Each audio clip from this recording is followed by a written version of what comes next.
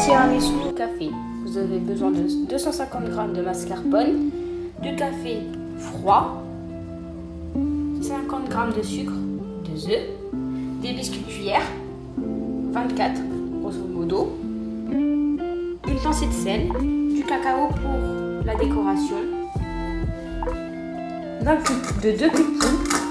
J'ai pris ça pour le cacao, une assiette, un plat, un moule et un fouet.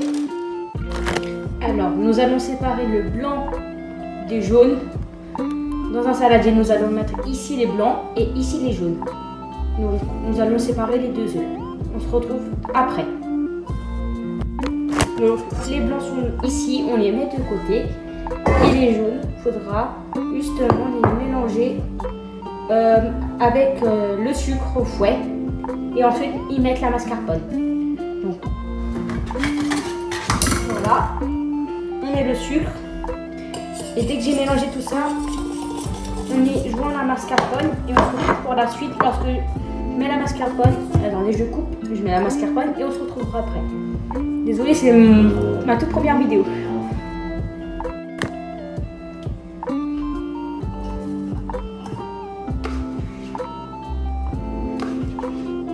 Voilà, on mélange tout ça et on se retrouve pour la suite. Voilà, alors c'est à peu près cette texture là. Voilà, attention de ne pas renverser, ça serait dommage. Et du coup, ça, on les met de côté. Et on monte les blancs en neige avec justement la pincée de sel de tout à l'heure. Alors, ah mince, faut que je lave mon fouet. Et on se retrouve pour monter les blancs en neige. Le fouet, il est propre. On y verse la pincée de sel. On les monte en neige et on se retrouve après. Vu que c'est une étape très longue. Et justement, j'aimerais aussi que vous vous abonnez, vous likiez pour me soutenir. Je suis un bac pro en restauration hôtellerie, mais j'ai choisi la filière de cuisine. Une fois les blancs montés en neige, on les incorpore dans la précédente préparation et on se retrouve après pour le montage de tout ça. J'ai juste oublié de vous dire, il faut y mettre petit à petit et délicatement surtout, il ne faut pas les casser. Très important. La mascarpone, j'ai peur de ne pas avoir assez de temps pour. Du coup, je crois que je vais faire une partie 2, mais j'essaie de tout faire sur un seul. Du coup, je vais mettre le café dans l'assiette. Je vais tremper des biscuits. Je vais les tapisser au fond du truc et on se retrouve après. Désolée, j'ai pas eu assez de temps. Franchement, je vous ai dit. Du coup, on imbibe légèrement les biscuits, on les trempe dedans. Voilà. Franchement, pas trop, hein. Faut vraiment qu'ils tiennent encore. Du coup, après, désolé, vous voyez pas. J'ai renversé un peu de café et je vais l'essuyer. Ne faites pas attention à ma tenue, je crois que j'ai marre. Du coup, on les met dans le moule, comme ça, et on tapisse tout. Je vous retrouve après. Donc voilà, je les ai mis. On va napper avec ceci et on se retrouve après. Franchement, je suis désolée d'avoir fait ça en 2 parties. Voilà.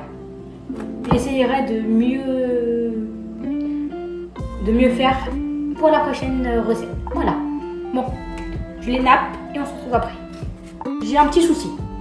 Ne vous inquiétez pas, la recette elle marche. Elle marche. C'est juste que d'habitude j'utilise un moule plus petit. Là, il est un peu plus grand. Je n'ai pas pu anticiper. Du coup, c'est déjà vide. J'ai fait qu'un truc.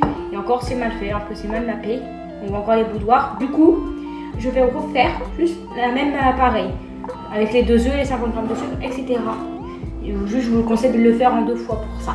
Enfin, en 2 fois. De multiplier par 2 parce que quand je vous ai dit 50 g de sucre, 2 œufs, etc. Voilà. Donc, je vous conseille de le faire, de multiplier ça par 2. Parce qu'il n'y en aura pas assez. Donc, je refais encore ça avec la recette précédente. Et on se retrouve après. Voilà. Je refais en urgence. Je vais napper bien ça et on se retrouve après lorsque j'ai bien tout nappé. J'ai tout bien nappé. Maintenant, on va refaire encore avec les boudoirs. Un autre étage et on se retrouve après. J'avais pas assez de boudoirs pour faire un joli message, du coup je l'ai fait Bon, le premier il est bien fait, mais le second, celui-là, il est un peu vide. Donc je vous conseille de prendre un peu plus de boudoir que de prévu. On avait utilisé 24 biscuits. Donc je pense peut-être une dizaine en plus maximum. Hein. Donc on refait un autre étage et on se retrouve après. Voilà. Voici le tiramisu au bout de quelques minutes déjà au frigo. Ça commence à prendre forme. D'ailleurs, petit truc pour briller en société, j'ai appris en cuisine que si le tiramisu il avait des petites fissures, des petites craquelures, ça doit être de minimum au moins 48 heures. Donc, si on vous vend un tiramisu, enfin si vous achetez un tiramisu, si on vous donne un tiramisu qui justement a des fissures et qu'on vous dit il est tout frais, bah, vous pouvez savoir qu'au moins il date de minimum 48 heures. Il date déjà un petit peu